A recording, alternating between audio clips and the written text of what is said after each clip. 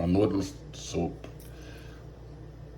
scallion, pepper and thyme, and also my yam.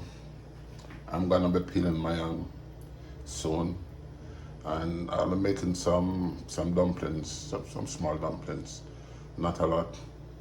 So the next time you guys see me, all of this will be cut up and ready, like carrot, chocho, and pumpkin will go into the pot to boil and get ready for the rest of the ingredients. Okay, so see you in a bit, guys. So as you can see, my pumpkin, carrots, and chocho has been cut up, and I'm gonna just add it to the pot for now.